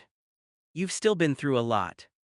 I know, but I have you, Grandpa, Grandma, Rick, Scott, Jackie, and Melissa. Eli didn't have that. No. He had Marcus and Pat. Aaron's face tightened slightly. Yes. Noah stared at the open math book. I think I was mad because he came here and got a family right away.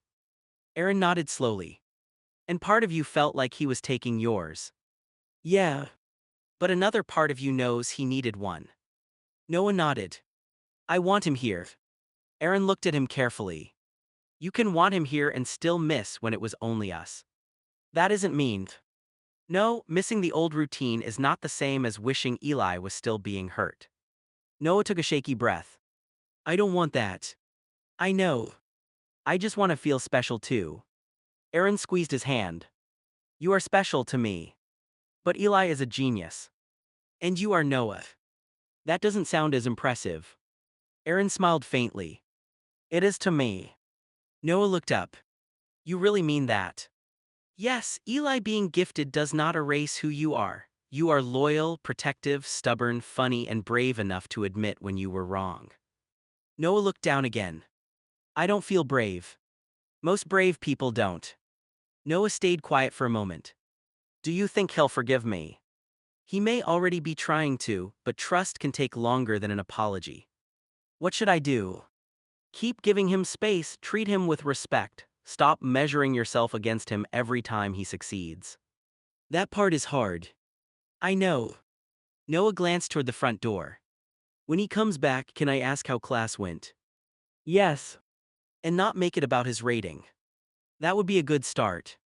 Noah nodded. I still don't know why I acted like that. Aaron pulled his chair closer. You were scared of losing your place. Noah's voice became quiet. Did I? No. You promise. I promise, Eli did not take your place. He came here because there was room for another child to be loved. Noah leaned toward Aaron, and Aaron wrapped an arm around him. I'm sorry, Dad. You don't need to apologize to me for missing our old life. I'm sorry for making everything harder. Aaron held him tighter. You are a child dealing with a huge change. It is my job to help you through it. Noah rested his head against Aaron's shoulder. I'll do better. That is all I'm asking. After a moment, Aaron looked at the untouched homework. Now are you actually going to do that? Noah groaned. I was hoping the emotional conversation would make you forget. Aaron laughed. Nice try, math first. Noah sat back down. This family has too many rules. And two children who are very good at avoiding homework. Noah picked up his pencil. Eli probably already finished 10th grade math. Aaron smiled. No comparing. Right, sorry. Noah looked at the first problem. Then he quietly began to work. 2 hours later, the front door opened. Melissa stepped inside with Eli behind her. Aaron looked up from the kitchen table. How did chess class go? Melissa closed the door and gave him a tired look. Aaron, Eli isn't welcome back. Aaron stared at her. What happened? Eli walked into the room with his chess bag over one shoulder. The staff told me to go easy on the other players. Aaron looked at him carefully. And what did you say? Eli shrugged. I told them to go fuck themselves. Real life isn't easy. The room went silent. Noah slowly looked up from his homework. Melissa crossed her arms. That is exactly what he said. Aaron closed his eyes for a moment. Eli. What? You cannot speak to adults like that. They were treating me like I cheated. They asked you to go easier on the younger players. They were my age. Melissa shook her head. Some of them were beginners. That isn't my fault.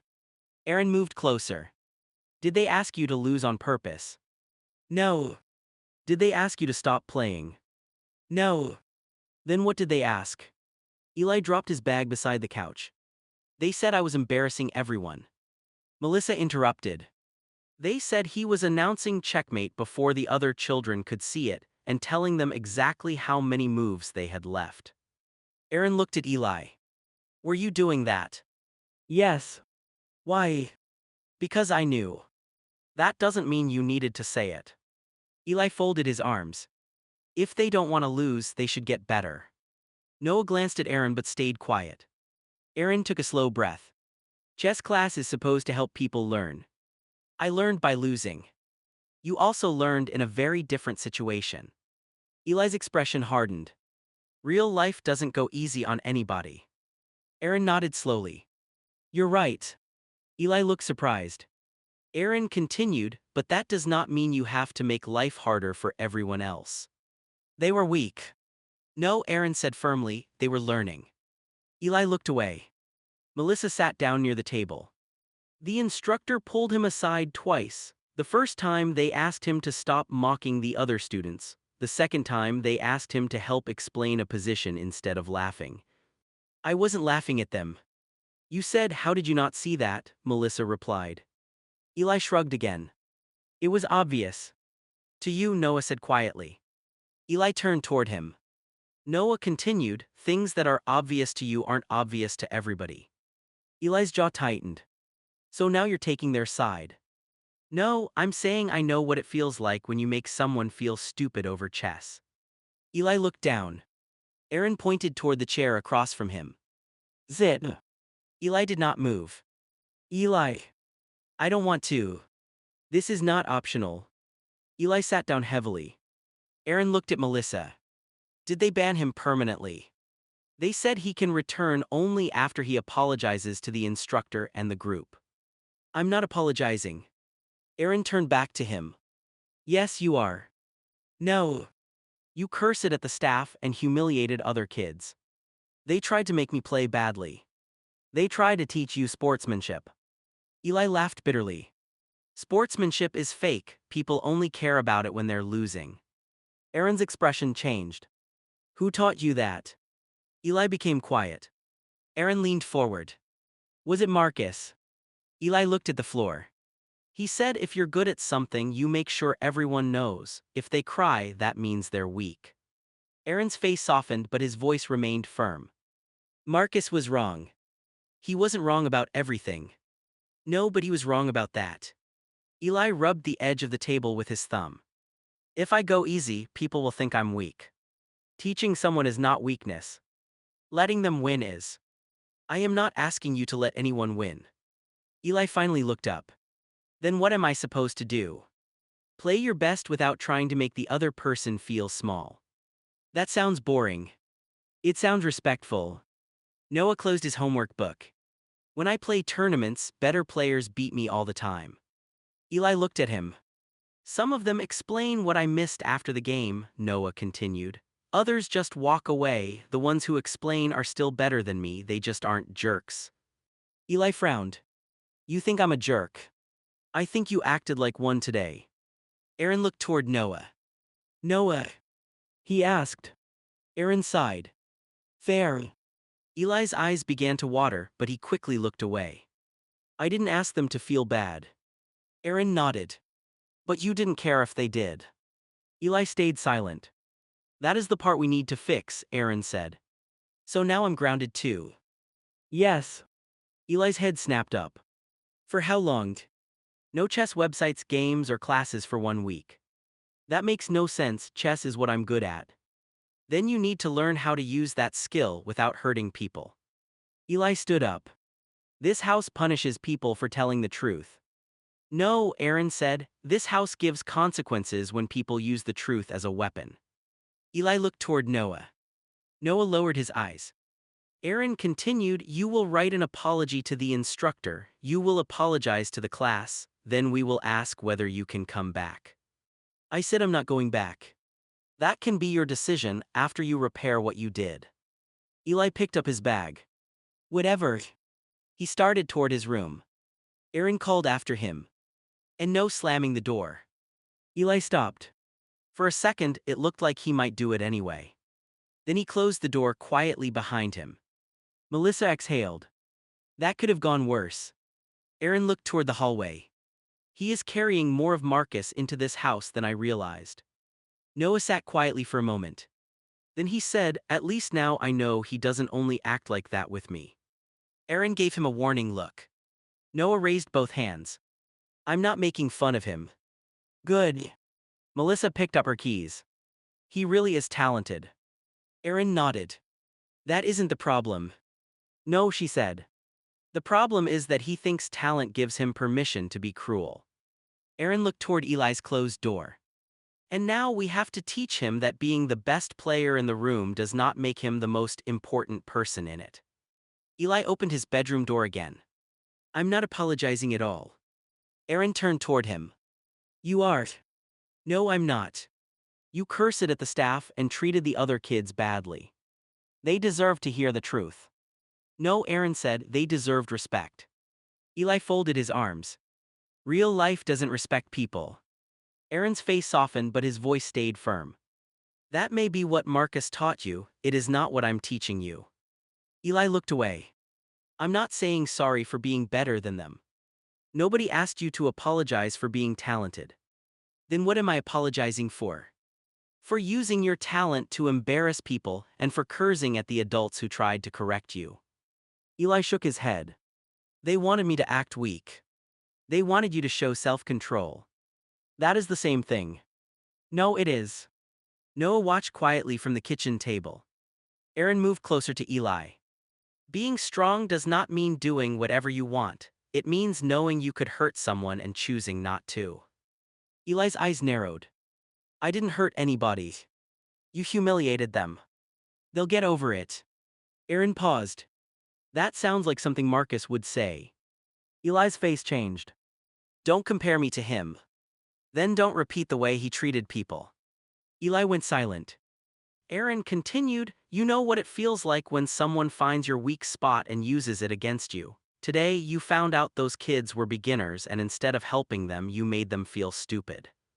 "That's different." "How?" Eli opened his mouth but no answer came out. Noah spoke carefully.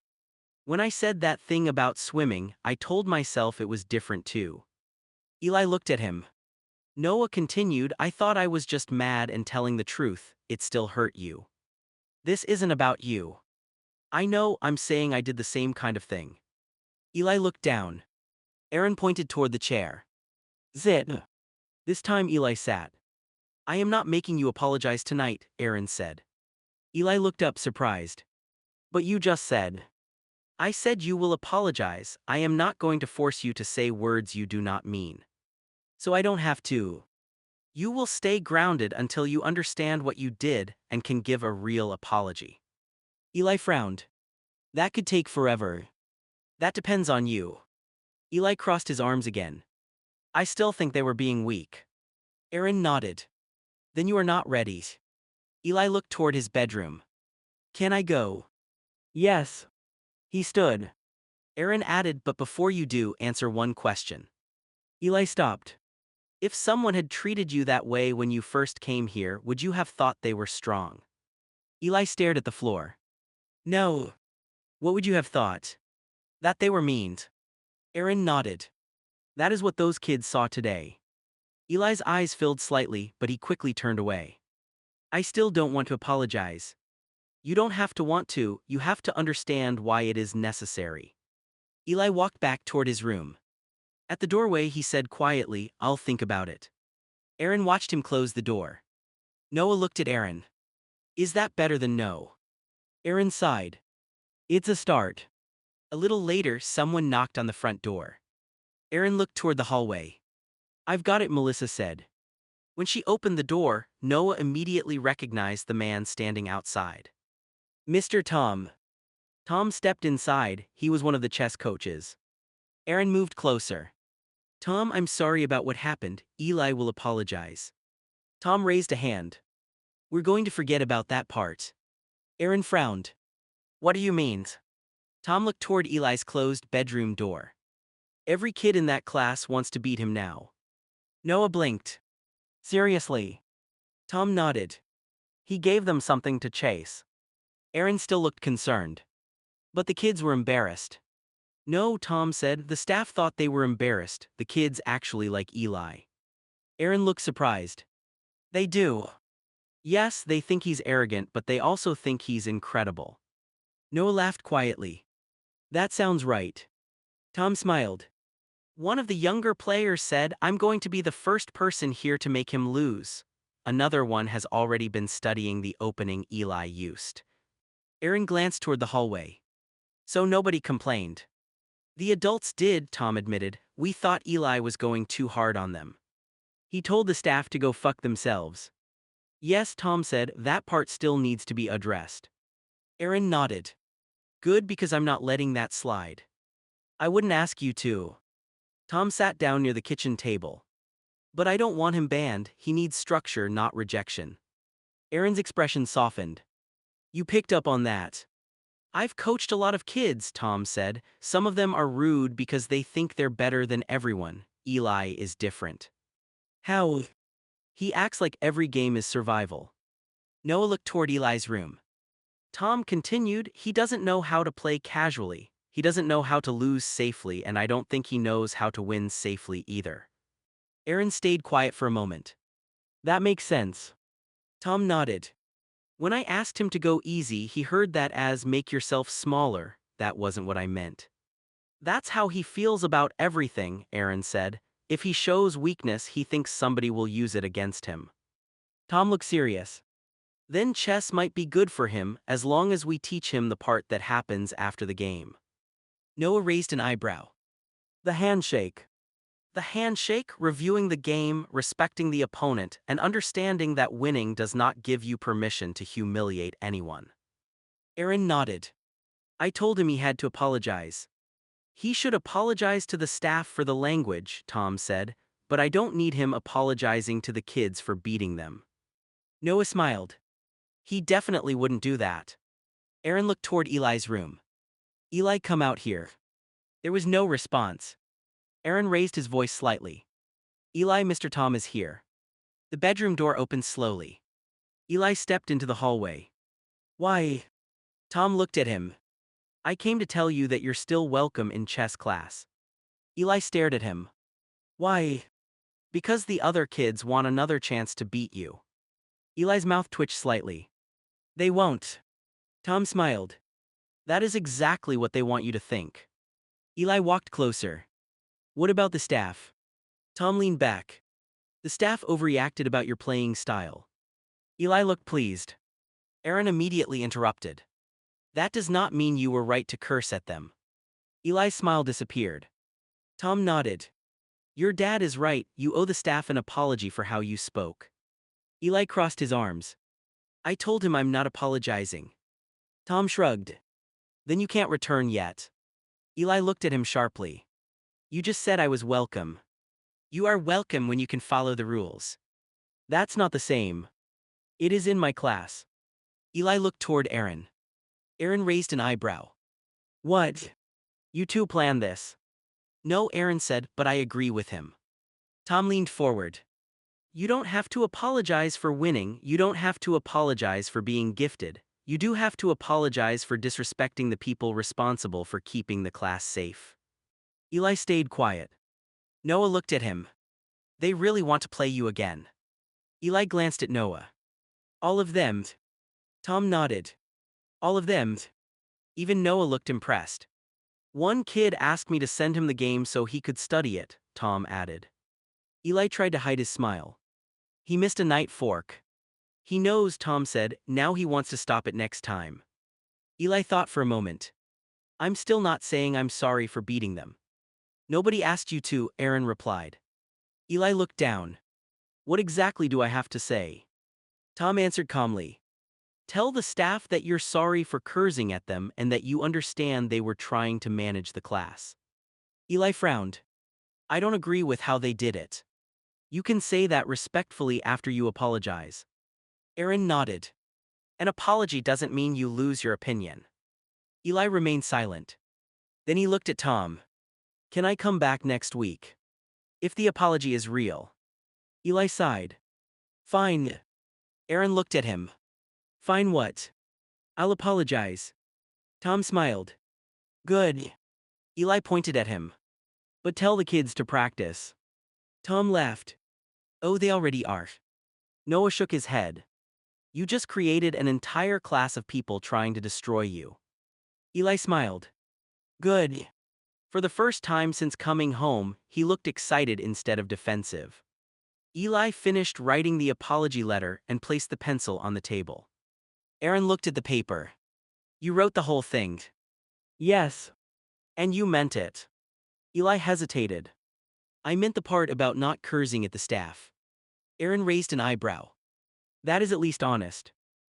Yeah. Tom reached for the letter, but Eli held it for another second. I'm rated 2150, Eli said. I'll beat all of them in under 2 hours. Noah stared at him. All of them? Yes. There are 12 kids in that class. Eli shrugged. That gives them 10 minutes each. Tom laughed. You sound very confident. I am confident. Aaron pointed toward the letter. Confidence is fine, disrespect is not. I didn't disrespect anyone. You just announced that you're going to defeat an entire class in under 2 hours. That's a prediction. Noah shook his head. No, that's you being annoying. Eli looked at him. Do you want to be number 13? Noah opened his mouth, then remembered he was still grounded from chess. Aaron caught the look on his face. Don't even think about it. I wasn't going to say anything. You were absolutely going to challenge him. Noah folded his arms. When I'm not grounded, I'm playing him first. Eli smiled. You can lose first. Tom took the apology letter from Eli. This is good enough to bring to the staff. Eli looked toward him. So I can return. If you read it to them yourself. Eli's smile disappeared. I have to read it out loud. Yes. Why can't you give it to them? Because writing an apology and owning it are two different things.